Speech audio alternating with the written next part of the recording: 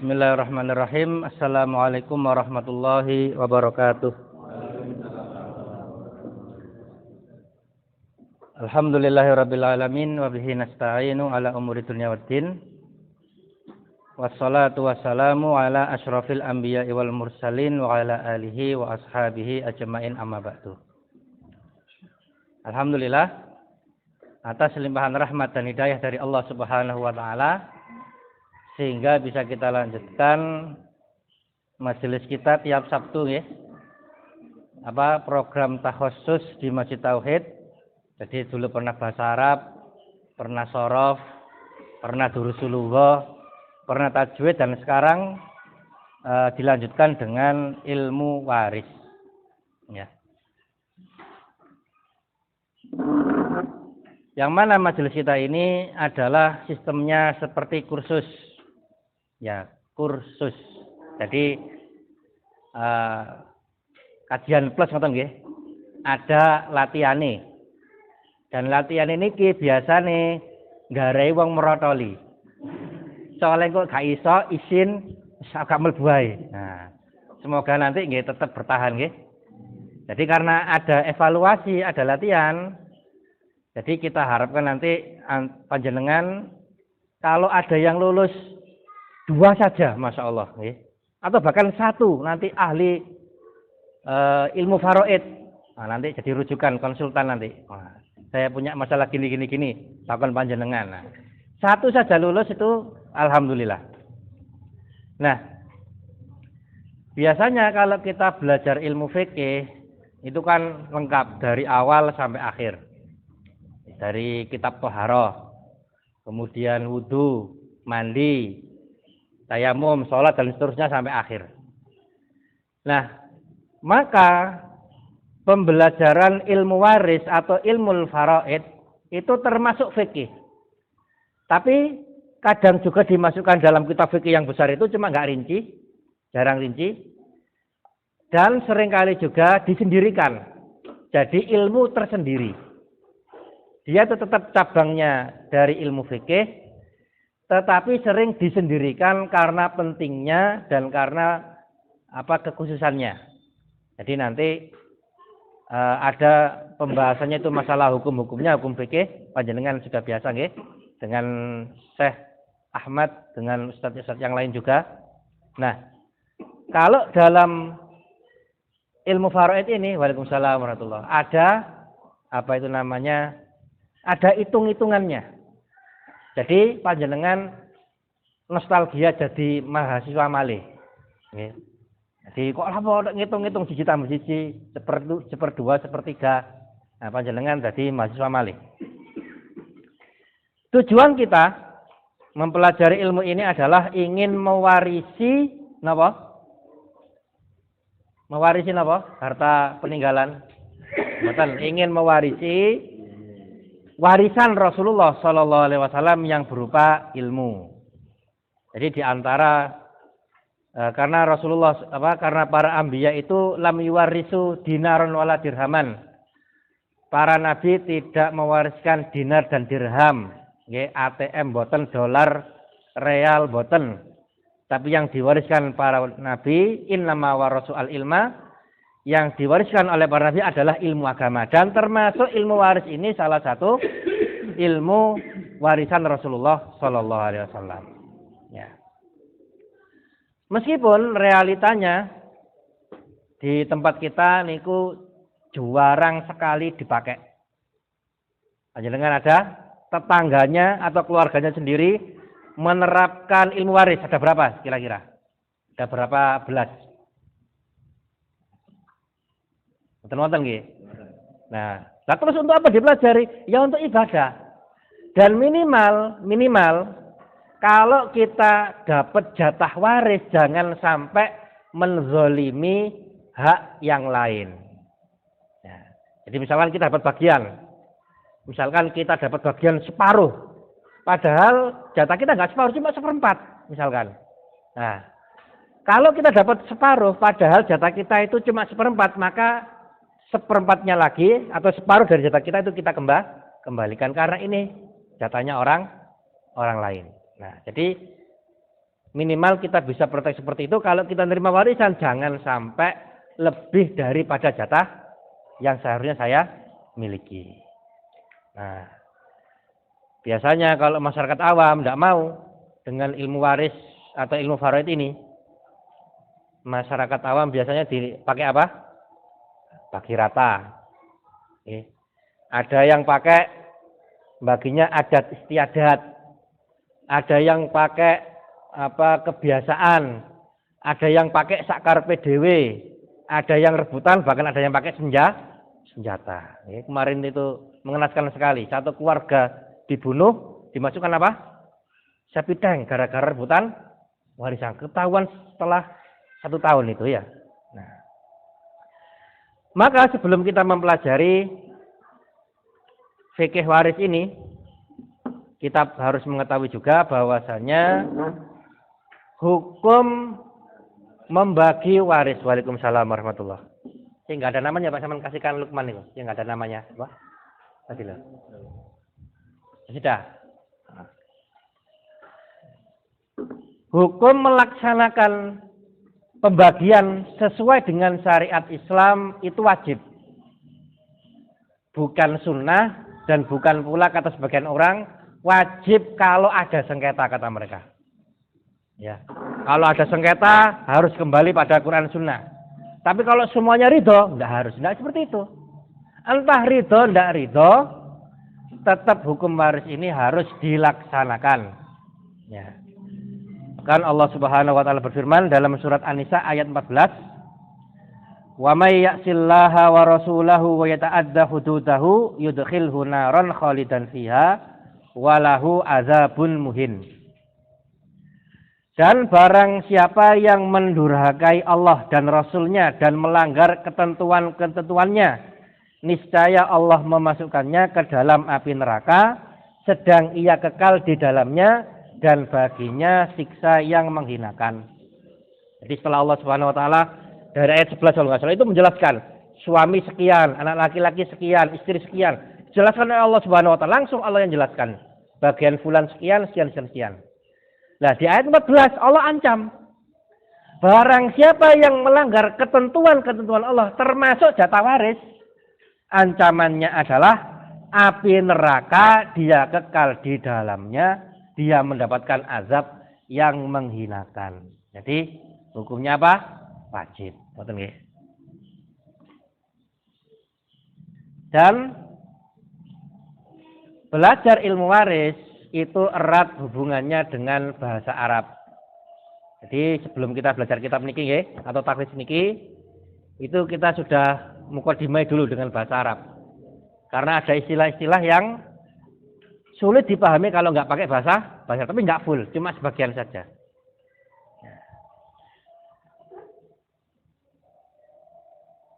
Nah, semuanya sudah dapat niki? Sudah dapat? Yang pesan dapat nggih? Ada yang apa namanya? Ada yang ngeprint sendiri. Ya. Silakan dibuka halaman pertama.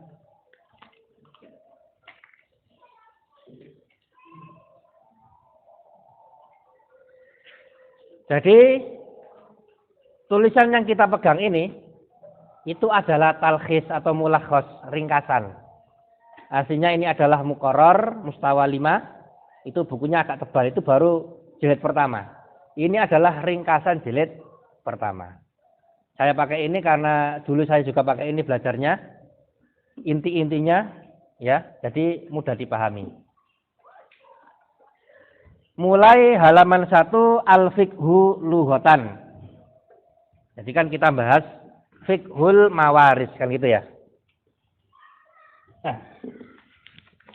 Bahasa Arabnya fiqhul mawaris.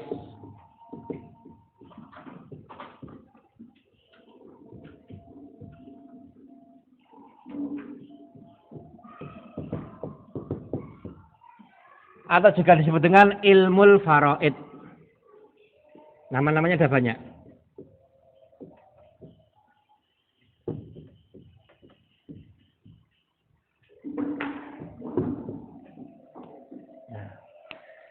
Secara bahasa, fikih adalah faham. Berarti kalau kita belajar fikih, kita ingin memahami apa sih hukum tentang syariat ini dan itu, tentang hukum ini dan itu. Al-mawaris itu jamak dari miros. Mirosun, mirosani, mawarisu. Yang sudah belajar sorof, samanya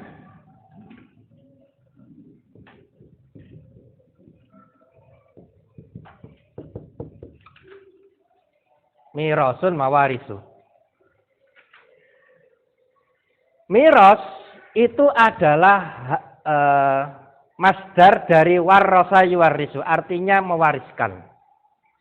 Maka dalam fikih mawaris atau ilmu faraid yang dipelajari adalah hukum tentang mewariskan, siapa saja yang mewariskan, siapa saja yang mewarisi, dan jatah masing-masing ahli waris. Kemudian makna dari miros itu apa? Pada poin hamzah disebutkan al-baqa'. Al-baqa' maknanya adalah tetap. Sebagaimana kata waris di antara nama Allah Subhanahu wa taala adalah al-warisu, maknanya adalah al-baqi ba'da zahabi ghairihi. Allah itu yang tetap, Allah akan tetap ada meskipun yang lainnya hilang.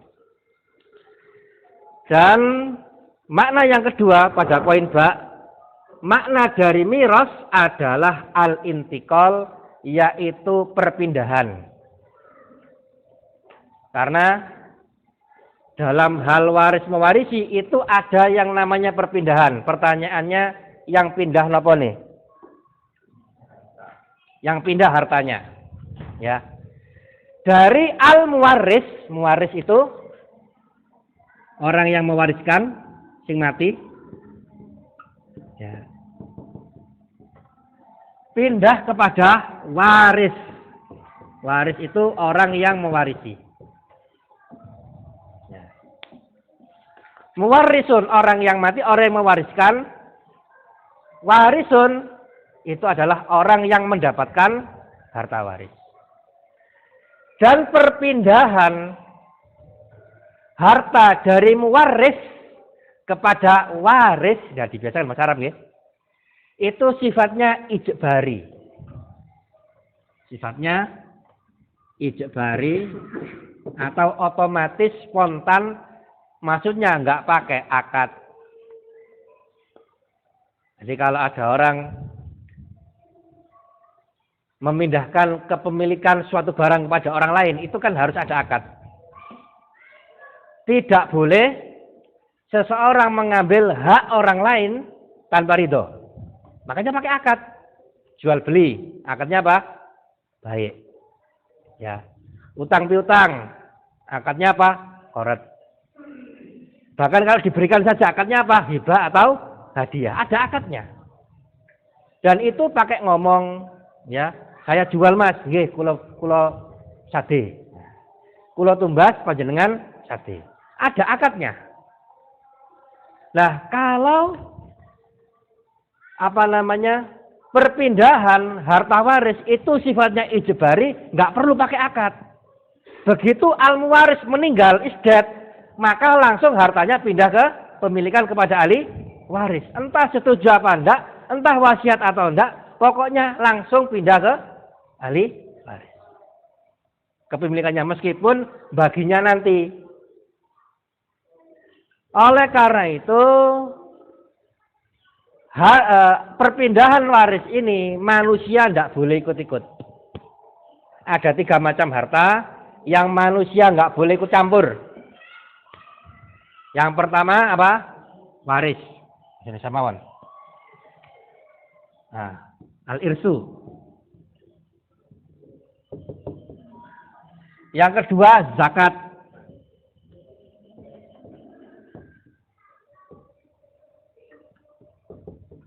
Yang ketiga apa? Yang ketiga al-ghanimah.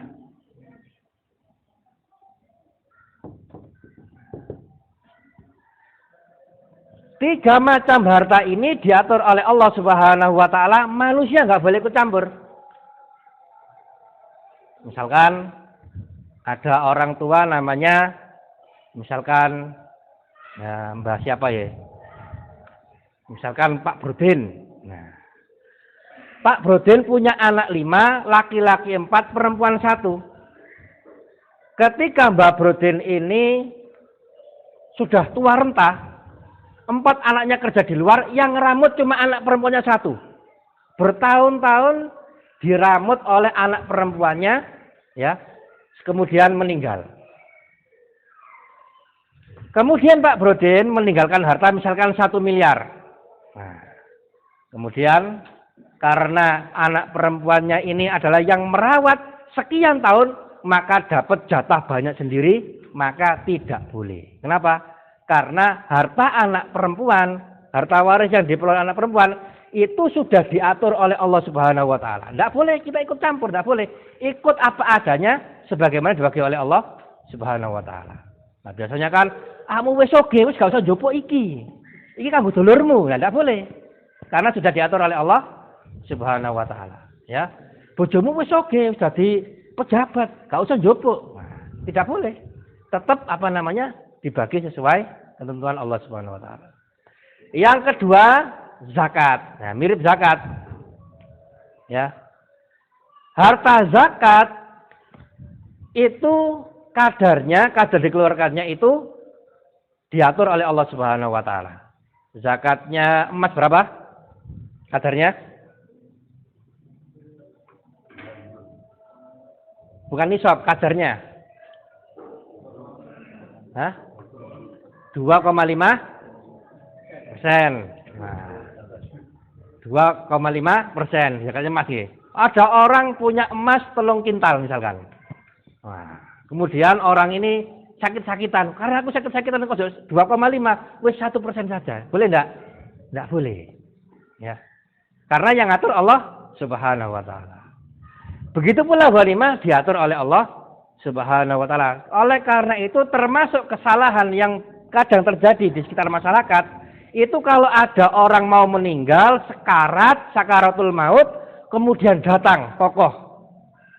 Pak, sampean aja mati, Pak. Sedekah sing akeh, Pak. Sehingga menzalimi siapa? Menzalimi ahli waris.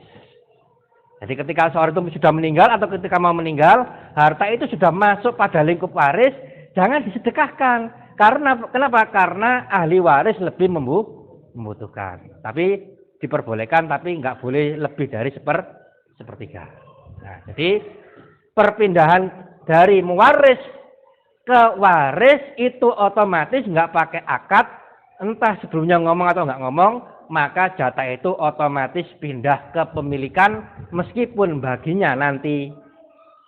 Ya, paham ya? Ada pertanyaan sampai sini?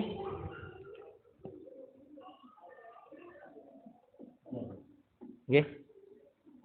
Ini ada orang perempuan, suami yang meninggal, anaknya perempuan cuma 3. Terus si orang tua ini yang perempuan ini memberi wasiat. Nanti kalau saya meninggal, rumah ini saya hibahkan kepada anak yang pertama. Karena merasa anak yang pertama ikut membesarkan adik ini, dan adiknya sudah punya rumah sendiri. Itu gimana, boleh nggak?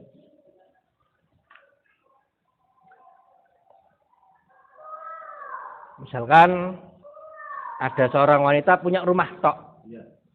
Anaknya 3. Nah, maka kalau hartanya dia itu rumah saja plus tanahnya, maka dari rumah tersebut diambil 2/3 untuk 3 anak perempuan. Jatah 3 anak perempuan berapa? 2/3.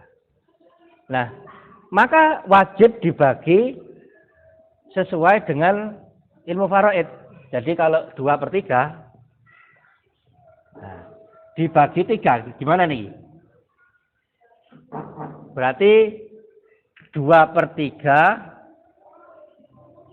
dibagi 1/3. Dibalik ya? Nggih, Pak Guru Matematika. Dikali, akhir dibalik lagi dibalik nggih. Oh, dikali apa dibagi nih? Tapi dibalik. Oh ngeten. Oh iya sih betul nggih. Nah. Berarti jatah setiap anak berapa? 2 kali 1 berapa? 2. Berarti masing-masing anak perempuan jatahnya 2/9. Nah, itu kalau warisannya rumah toh. Berarti kalau satu anak perempuan dapat 9/9, berarti zalim berapa? 7/9. Misalkan kalau ada punya saudara, misalkan laki-laki yang meninggal, nanti kan asobahnya sisanya untuk saudara laki-laki. Nah berarti ya 7/9 ini itu bukan haknya ini, bukan haknya wanita tadi, itu enggak. Nah, tadi harus dibagi dulu. Nanti kalau sudah dibagi semuanya ikhlas wis duwe pakai PL. Nah, enggak masalah. Tapi kalau sejak awal dikondisikan, nah jangan. Oke. Maka harta waris itu dibagi sesuai dengan ketentuan Allah Subhanahu wa taala. Wasiatnya pertama, wasiat itu tidak boleh lebih dari 1/3. Ini lebih 1/3 apa belum? Lebih, ya? Lebih dari 1/3. Kemudian wasiat harta tidak boleh diberikan kepada orang yang menerima waris, tidak boleh. Nah, anak perempuan ini dia mendapatkan jatah waris, berarti dia dapat waris plus wasiat, tidak boleh. Kalau dapat waris tok. Kalau sudah dapat waris tidak boleh dapat wasiat.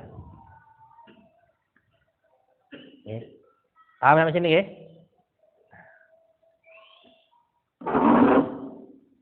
Oleh karena itu definisi ilmu mawaris masih halaman 1, intiqalut tirkah minal mayyit atau al muwarris ilal warasati kepada ahli waris. Jadi muwaris ini tadi itu maksudnya mayyit.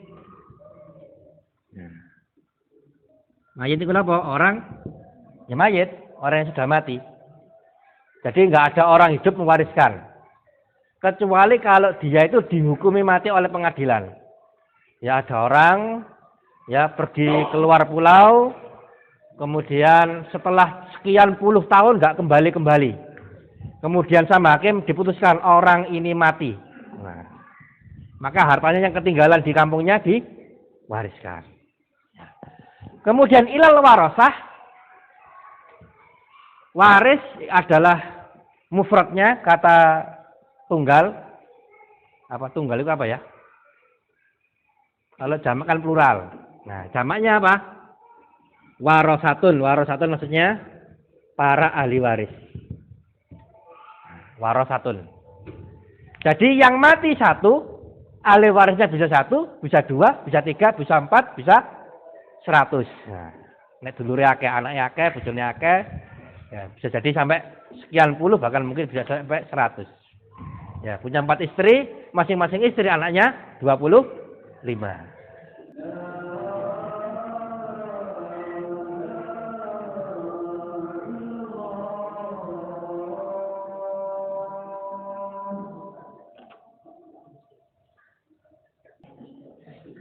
Nggih. Lanjut nggih. Nah, dengan mempelajari ilmu faraid maka akan diketahui 3 ini. Yang pertama, man yaris, siapa yang mewarisi. Maksudnya orang yang dapat jatah waris itu siapa. Man la yaris, siapa yang tidak dapat jatah waris. Kalau bukan ahli waris, jangan ikut-ikut menerima. Wa miqdaru malikul liwarisin, dan masing-masing ahli waris itu jatahnya sendiri-sendiri. Nah, jadi nanti sebelum mulai penghitungan kita akan mempelajari man yaris.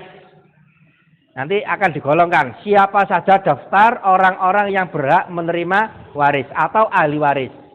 Misalkan anak laki-laki, anak perempuan, ya, kandung. Nah, kemudian anaknya anak laki-laki.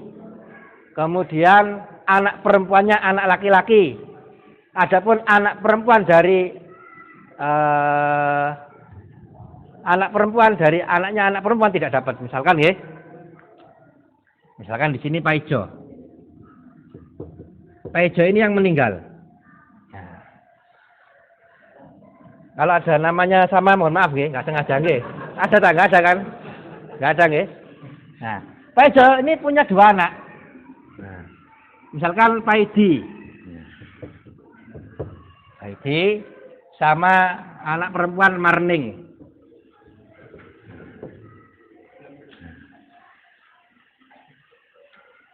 Pak Idi punya anak lagi, misalkan siapa ini? Ya, Joni misalkan.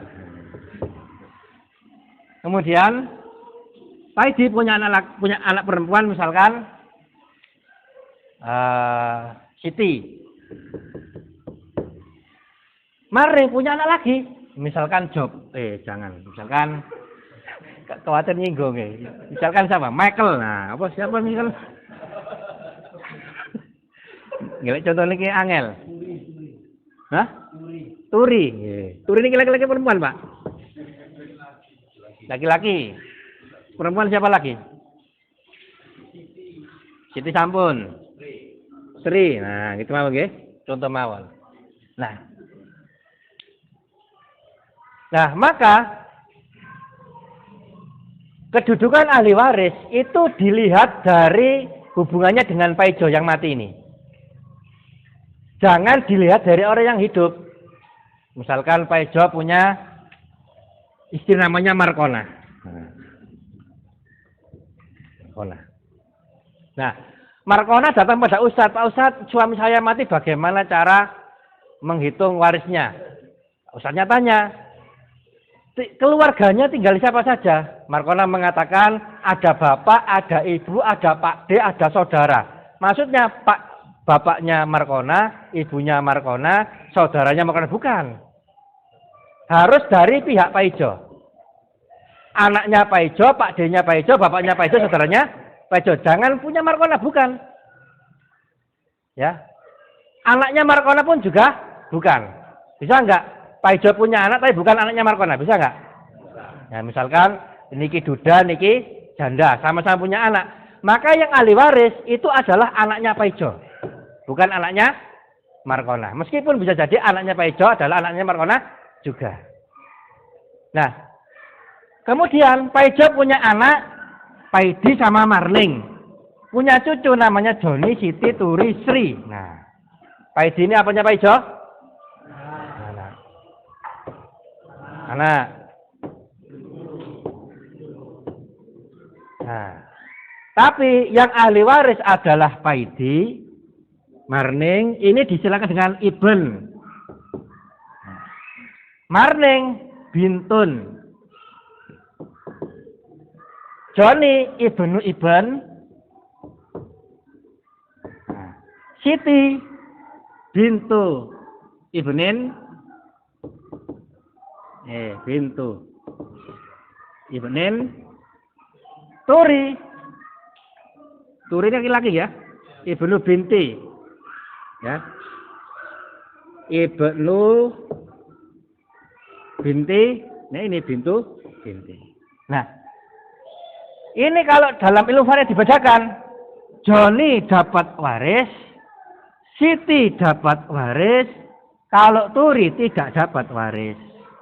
Karena lompat satu perempuan. Jadi kita susah kalau pakai bahasa Indonesia, pakai cucu, beda. Ya. Kalau kita pakai Indonesia, pakai cucu. Lah cucu itu yang mana? Cucu dari anak laki-laki dapat waris, cucu dari anak perempuan tidak dapat waris. Oleh karena itu, nanti kita buatkan list jadwal siapa saja ahli waris pakai bahasa Arab kemudian dipahami. Itu ya. Misalkan lagi, ya, Pak Ijo punya orang tua, namanya siapa? Mandu. Jungi sama namanya apa, Pak? Orang tua namanya Mandu. Mandu punya saudara, namanya sinten? Betul. Pak Ijo punya ibu, namanya siapa? Inem. Inem punya saudara, namanya siapa? Laki-laki kok. Imam. Nah. Niki Pak Ijo nyeluk gatel napa? Pak Le, paman. Pak Ijo nyeluk imam napa? Pak Le, paman, Pak D juga bisa. Tapi bahasa Arab beda. Gatul niki amun, ami ya, gitu ya. Imam niki kholun. Nah, beda. Meskipun pada Pak Dene atau pada Pak Le. Kenapa? Karena imam dari jihad dari arah ibu, kalau gatul dari pihak bapak. Maka dibedakan. Gatul kalau Pak Ijo mati bisa dapat waris, kalau imam Pak Ijo mati nggak dapat waris. Karena dia bukan ahli waris. Padahal masih sedarah, kan gitu ya. Kalau ini nggak dapat, apalagi yang namanya mantu. Nah, kadang mantu aku sih ngerawat emak. Pirang-pirang tahun aku gudole jatah. Padahal bukan ahli waris. Ya, maka nanti dengan mempelajari ilmu faraid diketahui siapa yang bisa mewarisi dan siapa yang tidak bisa mewarisi. Nah, gitu ya. Bingung apa mboten? Yang pelan-pelan. Nanti tak misalkan ibun ini siapa, ibun ini siapa, nanti salah satu bertahap. Ini mukadimah dulu. Nggih. Nggih. Itu laki-laki kan dapat waris. Nggih. Kalau ayahnya masih ada, apa? Mahjub. Misalkan apa sih? Apa sih? Mahjub. Sampeyan siapno jeneng-jenenge engko tak tulis e. Nek jenenge enak.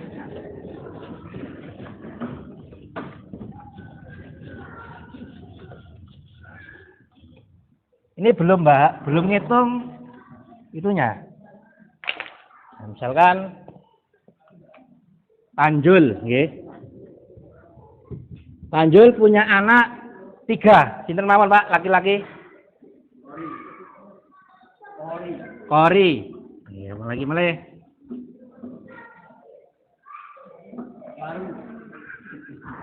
Waru. Sampai Nugroho wis. Nah. Panjul punya anak Kori, Waru, Nugroho. Lah kemudian Kori ini punya anak namanya Rudin misalkan. Nah. Itu ya. Maka kalau Panjul mati, Kori, Waru, Nugroho pasti dapat. Brodin dia terhalang oleh Kori bisa, terhalang oleh Waru bisa, terhalang oleh Nugroho juga bisa. Jadi kalau salah satu dari ayahnya dari anaknya Panjul ini, maka Brodin tidak dapat. Nah, kalau meskipun dia itu masuk tabel ahli waris, karena terhalang maka dalam hal ini dia bukan ahli waris, maka bisa dapat lewat jalur wasiat. Misalkan Panjul masih hidup, Kori meninggal duluan. Katakanlah Kori meninggal tahun 92. Ya. Panjul mati tahun 95. Nah, berarti sebelum mati Panjul punya 2 anak laki-laki, punya cucu. Cuma dia nggak dapat waris kenapa? Ada Pak Lee. Gitu ya. Maka dalam hal ini Brodin bukan ahli waris meskipun aslinya dia itu termasuk daftar ahli waris. Tapi karena terhalang oleh Waru dan Nugroho, maka Brodin tidak mewarisi. Maka boleh dapat wasiat dari Mbah Panjul ini. Ya, dapat wasiat.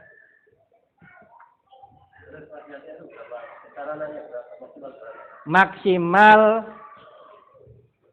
sepertiga dari keseluruhan harta. Keseluruhan harta. Misalkan Panjul hartanya 3M. 3 miliar. Maka maksimal wasiat untuk Brodin adalah berapa? 1 miliar. Kalau 1,5 enggak boleh. Kebanyakan. Ya. Nah, kalau misalkan 3M ini ternyata utangnya 1M. Ya, durung bayar arisan 1M. Terus durung bayar ngurus jenazah 1M misalnya. Nah. Entek. Terus mari ngono apa sing diwarisno? Tidak ada. Rukunnya enggak ada, gitu ya. Ini kan dibuang enggak ada. Kalau ada, maka Kalau punya istri, maka istrinya dapat 1/8. Jadi istri itu antara 1/4 dan 1/8. Tapi ini masih nanti ya. Istri itu kalau punya anak, Pak mayit punya anak dapat 1/8. Tapi kalau mayit tidak punya anak, cuma dapat bisa dapat 1/4. Itu nggih. Nah, mukodimanya sekian dulu biar tidak bingung. Setiap halakoh ada evaluasi nggih, betul apa nggih? Nggih, nanti yang bijine 0 jangan putus asa. Masih terus nggih. Ya. Enggak listra, cuma evaluasi biar kita paham, panjenengan paham napa mboten, gitu aja. Nggih, nggih, sambil dibagi nggih. Monggo dibagi terus saya minta absen ini lupa ini. Saya minta absen nggih. Duh. Bentar, Pak.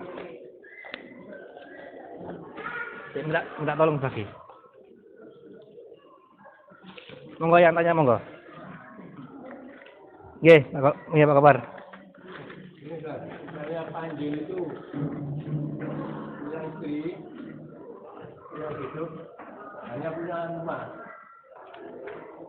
Akan dibalikkan rumah, hanya rumah. Dan rumah ini hasil bonus ini dengan Nggih.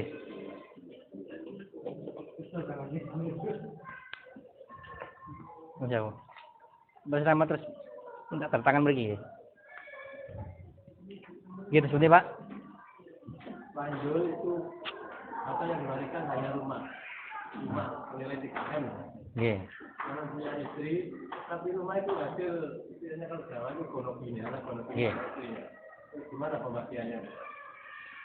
Panjul punya istri namanya Inem, ngoten nggih. Nah. Panjul dan Inem ini tinggal di sebuah rumah. Nih, tinggal di sebuah rumah. Rumah ini milik siapa? Kalau pendapatan bersama berarti separuh atau sebagian rumah ini milik Panjul, sebagian milik Inem. Misalkan kira-kira Panjul urun 60%. Berarti kalau misalkan harga rumah ini 10M, maka yang dibagi adalah berapa? 60 kali 10M berapa? 6 miliar saja yang dibagi. Berarti 40%-nya punya siapa? Punya Inem. Kalau Inem yang mati duluan, berarti yang dibagi adalah berapa M? 4 miliar saja. Jadi, kalau rumah ini milik Panjul saja, ya sudah, kalau Panjul mati dibagi. Kalau rumah ini milik Inem saja, kalau Inem mati ini dibagi. Langsung dibagi. Tapi kalau rumahnya ini urunan, maka dicari dulu. Punya Panjul berapa persen, punya Inem berapa persen. Yang dibagi punya yang mati saja. Kalau Panjul mati duluan, yang dibagi 60% dari nilai rumah ini. Kalau ternyata Inem mati duluan, maka yang dibagi adalah 40% dari nilai rumah ini. Nggih. Nggih. Kalau yang istrinya itu hanya milik tanah, kemudian bangunannya milik suami, gimana? Di ini ditaker apa namanya? Diprediksi kira-kira tanahnya berapa, bangunannya berapa.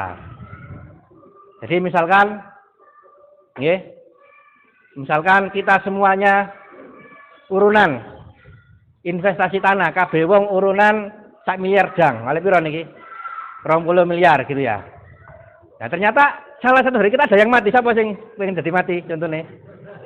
Nah misalkan ada yang mati misalkan, ya. Misalkan saya meninggal duluan, kita sudah urunan tuku tanah 1M dan 20M. Kemudian dari seluruh tanah ini yang kita beli urunan ini, karena saya mati duluan misalkan, maka yang dibagi, diwariskan itu adalah jatah saya saja dari tanah tersebut. Oh, bisa dikapling atau bisa dijual, kemudian jatah saya diberikan, ya. Nggak mungkin antum juga ikut mewariskan, enggak, karena antum masih hidup. Nah, jadi yang diwariskan itu adalah hartanya si mayit saja. Ya, yang hidup tetap miliknya orang itu. Ada lagi? Nggih.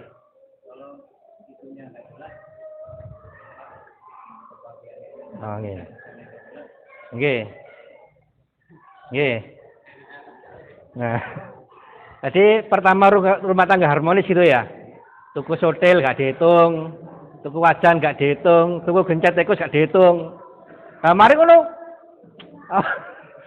Misalkan KDRT misalkan, wis tukaran terus. Gak sido sakinah mawaddah warahmah. Cerai misalkan. Terus gimana rumahnya dibagi? Nek bojone tuku parut ya kena bojone. Ya. Nek sing lanang tuku gencet ya gencete sing lanang.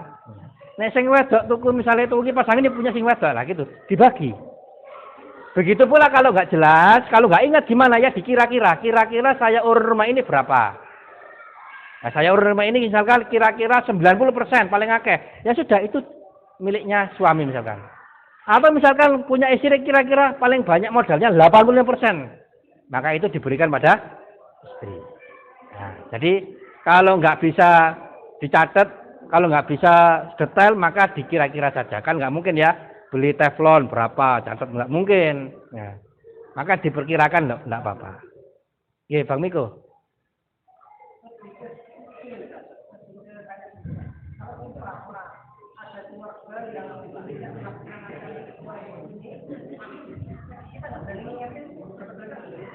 Hah?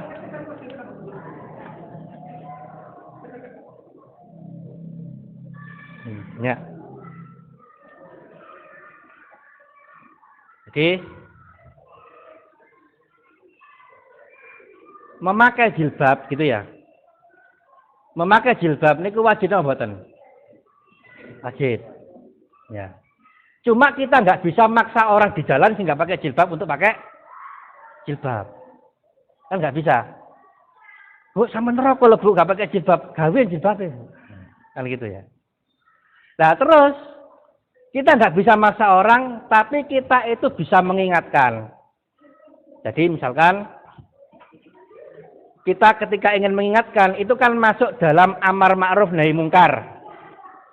Amar ma'ruf nahi mungkar itu ada tingkat-tingkatan. Yang pertama kata Rasulullah SAW, man ra'a minkum munkaron falyughayyirhu biyadihi. Barang siapa di antara kalian yang melihat kemungkaran, hendaklah dia apa? Mengubah dengan tangannya. Tapi ini wilayahnya pemerintah yang mampu. Kita nggak bisa. Ada kemungkaran kita ubah pakai tangan, nggak bisa, tambah rame, tambah mudarat besar.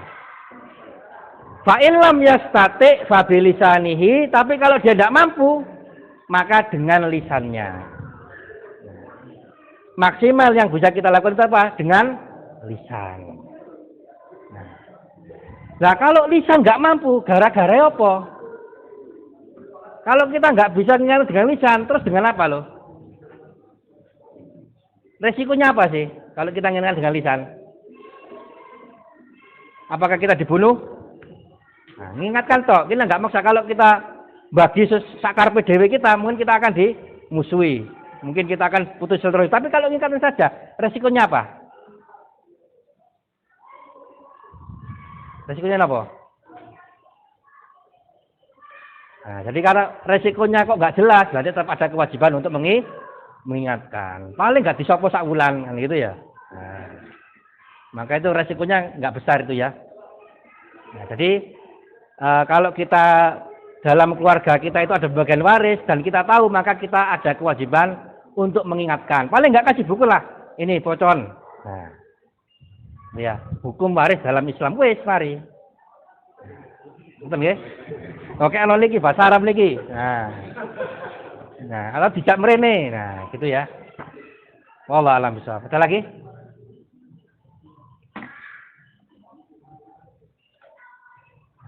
Nggih.